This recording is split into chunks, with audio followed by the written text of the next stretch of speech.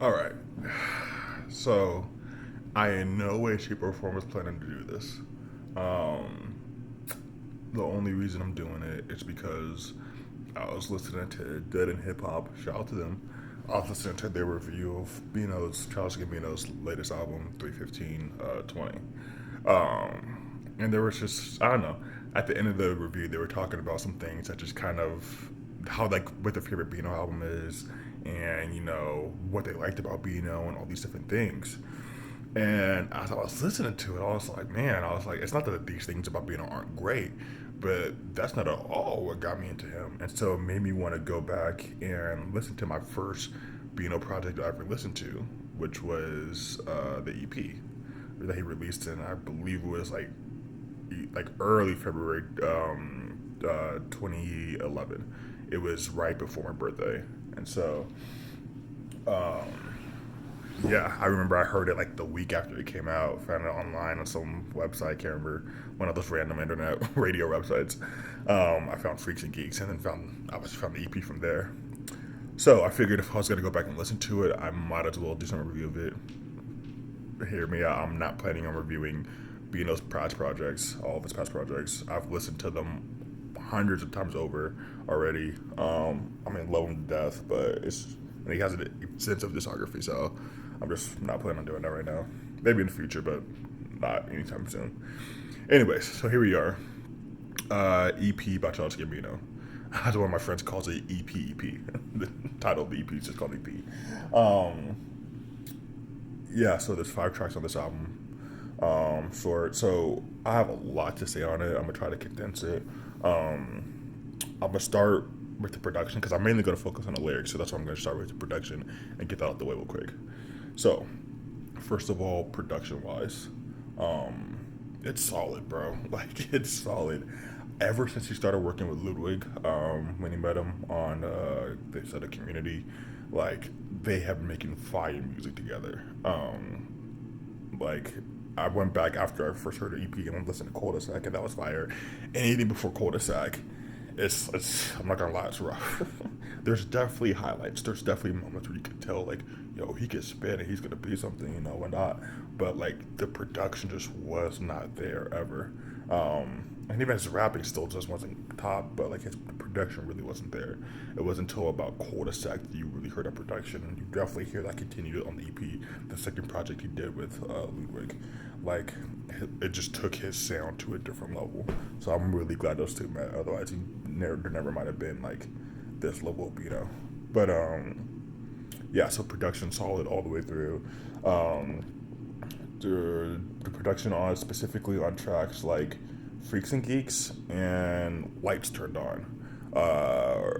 Freaks and Geeks, Freaks and Geeks, great beat. There's this like clap that keeps going through it, and this like ominous like harmonizing sound in the background, which he actually, now that I think about it, uses in like a few different songs. I think he uses like "Get on Camp." I'm almost pretty sure. I can't remember which song though. Yeah, he uses it a lot. And then Lights Turned On, it's almost like a rave party song. The first time I heard Lights Turned On, I'm not heard it, but I went to a Childish Gambino concert. It was the camp tour, so if it was the camp tour, I'm almost sure it had to be 2012. Yeah, it was 2012 in Sacramento, and he, like, the first his set ended, then the crowd went on encore. He came back, did a freestyle, did 2 more songs, then the set ended again, and then so everyone thought it was over. People started walking away, whatever. All of a sudden, he comes back out, just starts jamming, the lights turned on. Then it turns into a huge rave. It was one of the best endings to a concert I've ever seen. And everyone's dancing. Like, literally, people had already walked way far away from the stage already. And then everyone just rushed back. I was able to get like right up front to the stage this time because everyone had run away, and it was dope as hell. But the beat on that super rave like, super party like, put that at a club, danceable. Great song. And then all the other 3 tracks, like, the production's fine, like, it's good. There's nothing that stands out to it to me, but it's great. All right, so what I really wanted to get to is lyrically what he's talking about. So, first track, "Be Alone." First of all, he starts off this track singing. I was like, man, he was really singing already back in the day. I forgot about that. But he starts with this first track singing, pretty good. It's not like anything you'll hear now with his like definitely more matured vocals, but you know, it's good. Topics he's rapping. Oh, and his rapping. It's not the voice you'll hear when he gets to royalty. I feel like in royalty is when his rapping voice changes. Is when it gets to a more typical sounding rapping voice. Like, he doesn't sound like a young nerdy kid who's rapping, but he sounds more like a rapper rapping, which is good and bad. I honestly like this version of Child Gambino rapping, the kind of nerdy black kid rapping. Like, his voice doesn't sound super deep, you know, doesn't have like a ton of like swaggy flow to it. It just, you know, he's just really just going like bar for bar or some shit, you know. But yeah, it's good overall. But so yeah, in royalty, I feel it's like when his voice really changed. But anyways, so topics he's dealing with in the song. Talks about his topics are really about insecurity and not feeling connected to the world. You know, and obviously with the just title of the song being "Be Alone," he just doesn't feel like there's anyone out there that really understands him or that can reach him. You know, there's just real loneliness he feels inside. Lots of lyrics of heartbreak. That was one thing I almost kind of forgot about. That like you don't really hear a ton in his latest songs. I mean, you hear them a little bit, maybe like some like, you know, love lost type stuff, but not nearly to the degree and how prevalent they are in his older music, to where he just really, really, really was insecure about being able to get girls liking him. When they did like him, now it was only because he was famous for his money, which I'll talk a little bit more later. But yeah, second song, Freaks and Geeks. Once again, great beat. This was the highlight of the EP, not personally for me, but like in general. Like, this was the song that was famous. This was the first song I ever heard from Gambino. It was Freaks and Geeks. This was the one. I think the beat for this song got played on like an NBA ad. To be honest, actually. I'm almost 100, like an NBA ad or Adidas ad or something like that. The beat for the song got played on it back in like 2012-ish, something like that. I remember. I was like, what the hell? So like, it's fire. Anyways, lyrically, it's not like super dense. It's more braggadocious, like freestyle. Like, I mean, he's not freestyle, but like freestyle, like just bragging about, you know, whatever. He's really showcasing his bars on this song. Like, he's trying to prove that he can rap, bro, and he does it. Once again, this is why this was like his biggest song. Like, I mean, you could watch millions of probably YouTube videos of kids just trying to rap the whole verse to the song. Like, it's wild. He's showing off his love for Asian girls in the song. I forgot how often he does that, but he does it in this song. It's very braggadocious. You know, he has a line where he says, one of my favorite lines in this song, he says, told all you niggas I'm in it to win it, because having that image just wasn't enough. For those of you who don't know, Childish Gambino won an Emmy for his writing on the third season of 30 Rock, I believe. Second or third, but I believe it's the third season of 30 Rock. He won an Emmy for that. And so it's just kind of saying like, yeah, like, I'm better than all you, and I'm still going harder. Like, you know, like, I still have more to reach. So next song, My Shine. This is okay. This is probably my least favorite song on the album, and even then, I still like it. It's just not my favorite, not album EP, but it's just not my favorite.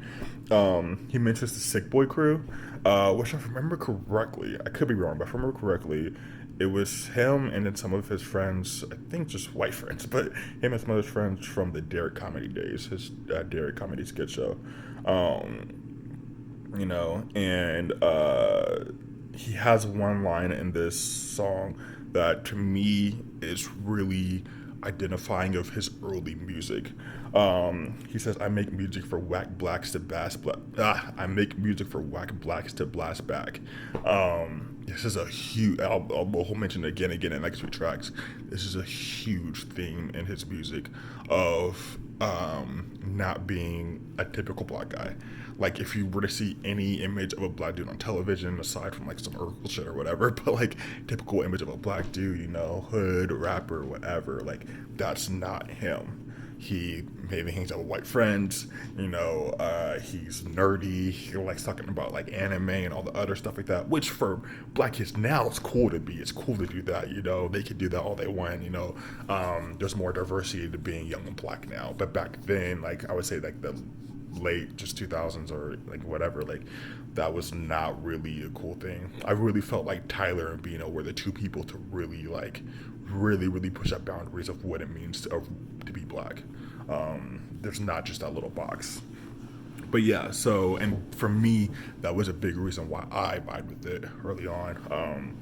Being one of the only black kids at my high school, a small private school I went to, especially actually my senior year, where I believe I was the only black kid in my high school.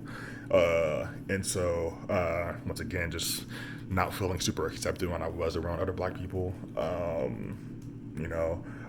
Not feeling like I was hood or cool enough and all these other things like that. Like this music, like when I first heard it, I just gravitated towards it because it felt like it was representing me. So yeah, I mean, and I know Bino's audience was like mainly white kids, a ton of white kids, but like I felt like who he was speaking to was kids like me, kids who just didn't feel like they had a place in the black community. Young black kids, yeah, didn't feel like they had a place. But yeah, all right, lights turned on. Like I said, that rave party beat, super fun. A lot more talk about girls, like a lot. It was way different from his lyrics now. Like his lyrics now are just kind of more like socially conscious, definitely. With "This Is America," and then things off of like it's not called The Violence, but that one track off of his latest album and all that stuff like that. It's just his lyrics are a lot more conscious of the world around him and how he engages in the world and what that represents and all the different things like that and his responsibility to the world, and helping it.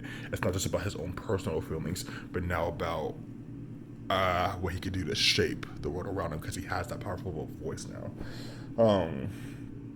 But yeah, he talks about the fact that he's only been able to get girls since he got a little bit of fame and money. A lot more Asian girl lines. He has a ton of those.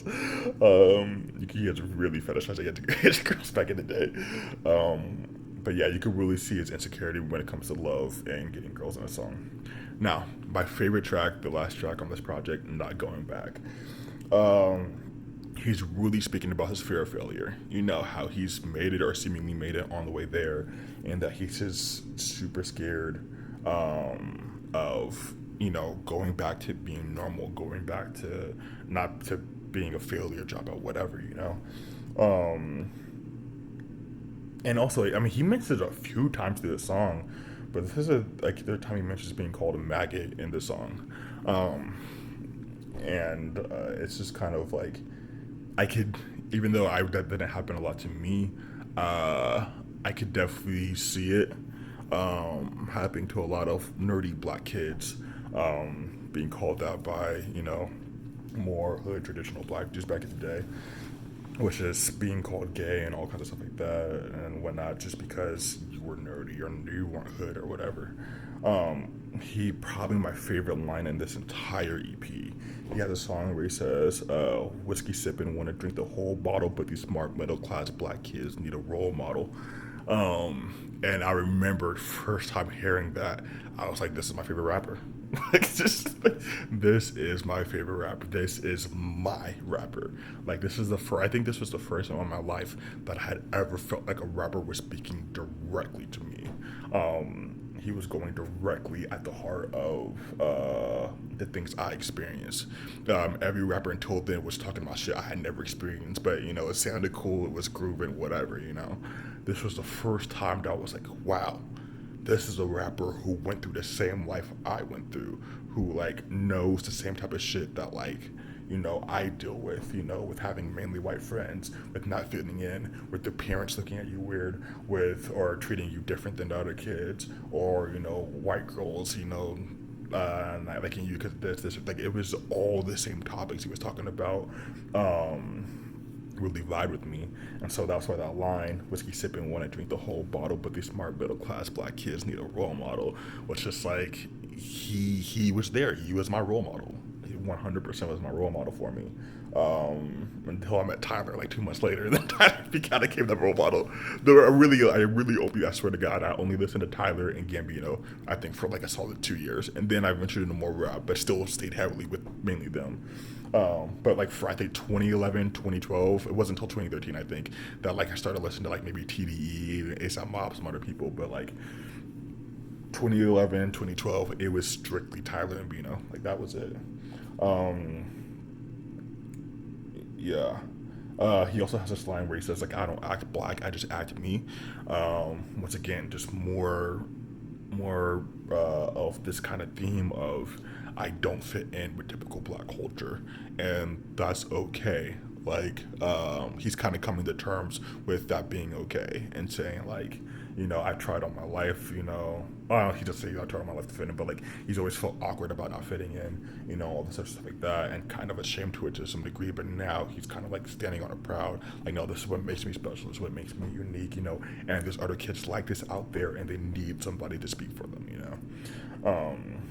So yeah, this is why like when I first heard its EP, I fell in love with it. First project ever from Bino, and from the day I heard it, I just never stopped listening to Bino. I haven't listened to him that much in past years, really kind of ever since Awaken My Love. Awaken My Love was cool, just wasn't my album. That's on my list is soulful, jazz or funk or whatever. Soul funk, yeah, not jazz. But I'm just not really into that style of music, and so it just wasn't it for me. Though I did love his 315/20 review. If you haven't checked that out, I did a review of that. Check it out. But yeah, this is a long video. God damn, that's the longest I've done.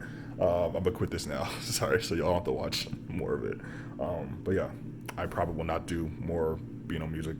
Like I said, I've listened to all of it so many times. So, all right, peace.